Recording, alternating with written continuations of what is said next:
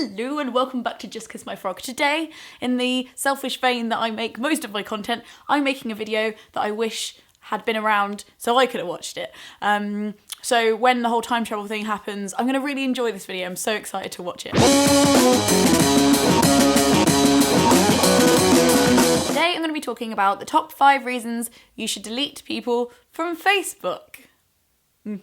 Now, I have the opposite of resting bitch face. I have resting nice face. I try and be as nice to as many people as possible in the world as I can. But very recently, and I'm talking about in the last 3 months, I've come to terms with the fact that being a nice person isn't just a choice where it's like, I will be nice to everybody. Okay, easy, done.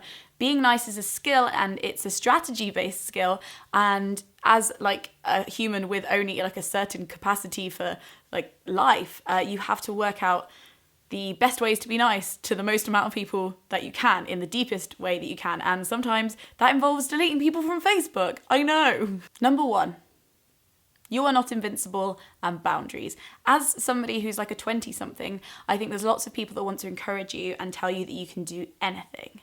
And that is like really empowering, but also sometimes results in people having croaky voices and doing everything and working 24/7 because they have this idea that they can do anything. But that often to my ears sounds like you can do everything, which are completely different things. I've been spending this year trying to not be so skeptical about the term self-care.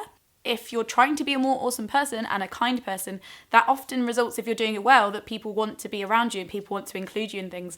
And that is like amazing. And like, I will never stop being grateful for that happening. But moving to London and meeting even more people to have in my life than I already had meant that I very fast realized that I couldn't be everywhere and I had to make some choices. Those old choice things, making you a character and your own person, damn it. So my first point is about boundaries. It's about choosing where you won't be so you can choose where you will be. And Facebook is one of those places that you don't have to turn up to. The only places that I would ever say you need to turn up to or be in or be present in are the places that you've already said you're going to be, and usually they're physical places. So if I say I'm going to go for coffee with my friend Sana, I will try and turn up. She'll tell you, I will try and turn up. I do always turn up, eventually. I'm a very late person. There are lots of physical spaces that you promise to other people that you will be in, and then promising to people that you'll also be in these like cyber spaces is like a lot of appointments to turn up to and a lot of places to go every day. And sometimes you have to see Facebook and places like it as physical places that you have to visit, and you have to schedule in time for that, and you have to, make sure you're going to be there if people expect you to be, or manage people's expectations when you're not. Number 2. Balance of the private and the public. Especially if you're somebody like me who has a more public online presence on a lot of other platforms like Instagram and Twitter. I'm very, anyone can follow me on those, and sometimes I share quite personal things. So they are public spaces that I am inhabiting because I enjoy it and because it's part of my role as a content creator, and it's part of my future and my profession in some ways. But it means that there's this one space, and usually people use Facebook for that can be a little bit more private. Even if I'm on my own and I'm traveling from place to place, or I'm sitting in a coffee shop on my own, I'm generally living most of my life in public, and having that space online where I can interact with people that I really care about is important to me, and it's a place that I like to keep a little bit more private. It's a place now I feel like I can share more controversial articles or say more experimental things because people know me in real life and know the context of where I'm coming from. And especially because I know people from different walks of life on Facebook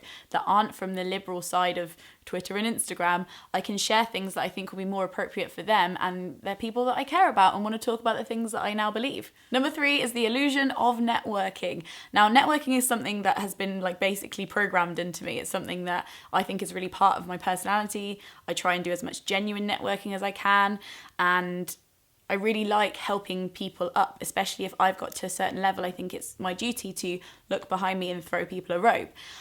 However, networking is a skill, and when it's a skill, it means it's something you have to spend time on, it's something you cultivate, and it's something that you have to keep doing. The people that I would consider people I can call favours on, or people who I would love to collaborate with in the future, are people that I am, currently checking in with, always going for a coffee with them, sending them an email, shooting them an article I thought they might like being of value to them without really an end goal, but as a result, I know at some point in the future I could maybe call on those people and say, hey, I've got this project going, do you want to work with me, or do you want to do this thing, or do you want to help me out in this way, or do you have any advice?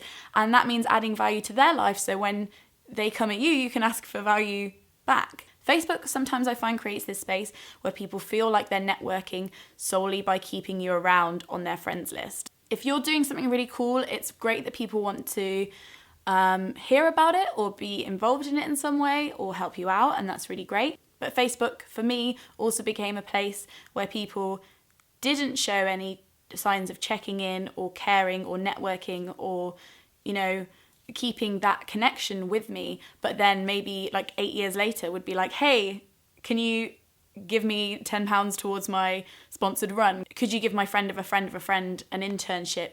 Could you spend 3 hours reading my CV and giving me professional feedback on it? Could you drop everything and come to this thing and do a shoot for no money at the weekend, please? And while a lot of those people I think are cool people individually, and I'm really happy that they exist, and while there's nothing wrong with their requests, I just found that there was a very high volume of them and I couldn't solve all the demands. So really whittling down who I had on Facebook and who had access to me in that really easy, very personal way meant that I could really prioritise those people who I really did care about helping and had really checked in with me and I knew cared about me as a person, as well as wanting something from me. Keeping a resource bank of people with great ideas and great energy is really, really cool, but Facebook isn't always the place to do that. Like, keep an email spreadsheet of people that you like, or people on Twitter, or people shouldn't need to feel like they have you on Facebook to feel like they are connected to you. And if that's the only place that they can feel connected to you, it's very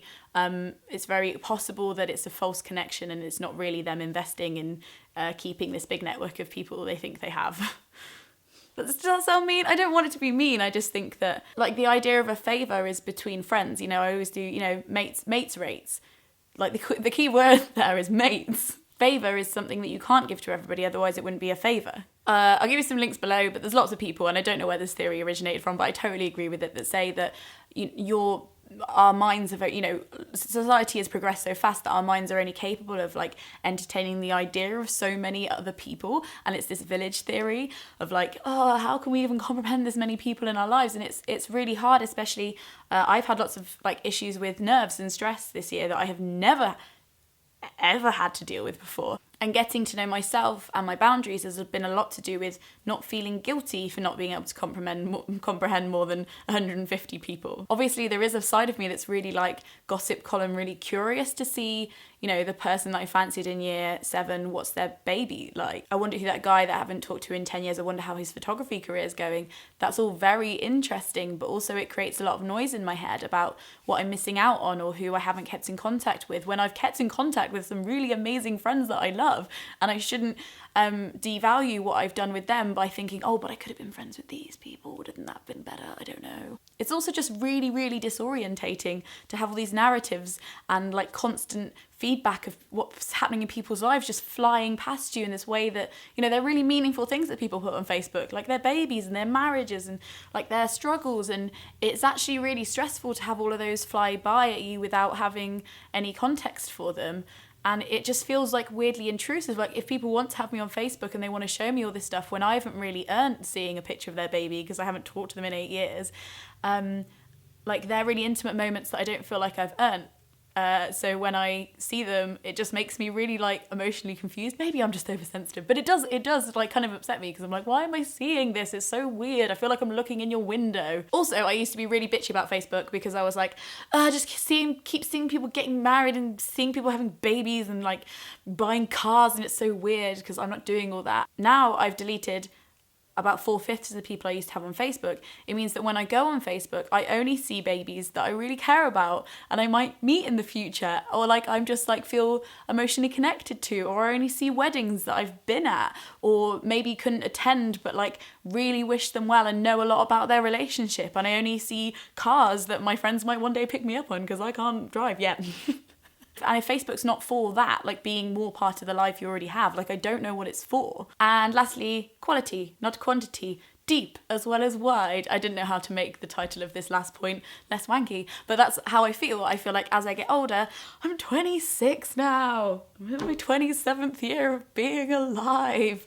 And, you know, because I'm living in London, I'm floating around, I don't know what I'm doing, I don't have a relationship, I need those like deeper connections. I need those people who will really consistently be there for me in my life, that I can consistently see and share stuff with. And because I share so much of my like experiences online already, it's such a relief to not owe people those public updates of like how I'm doing, how I'm feeling, who I'm with, where I'm going. Like, it's so nice to feel like my life is now a little bit mystical, maybe to some people. It's just in me, and I get to share the bits that I want to, and I don't feel like I have to have this public like crossover between Facebook and LinkedIn where it's like where I am now, yearbook all the time. Because if you knew me, you'd know me. You'd already have my number.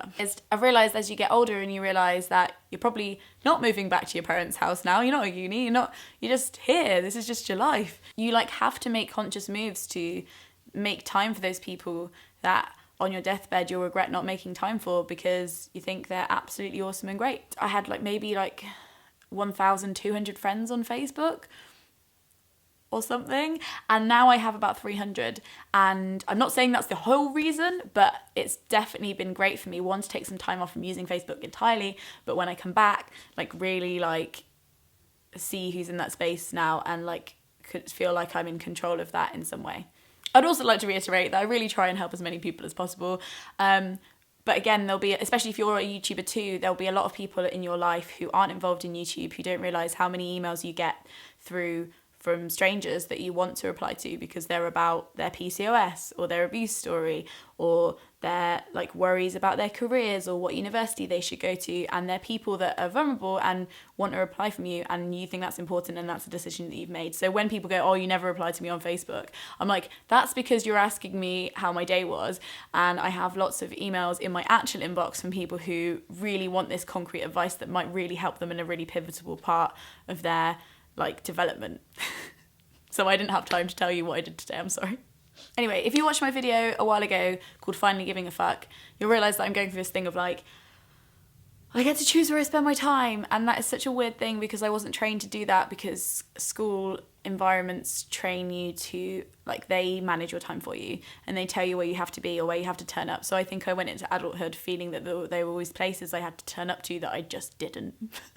And now I have a lot more time for the stuff I love, and I feel like I'm a lot more myself because every time you say no to something, you're saying yes to something else. Even if the yes is staying in and writing your random novel, or just drinking more gin with yourself and listening to podcasts, or seeing that friend that you really love for the third time this week, because you just have so much to say to each other and they're great things to say yes to, and you shouldn't feel bad about it.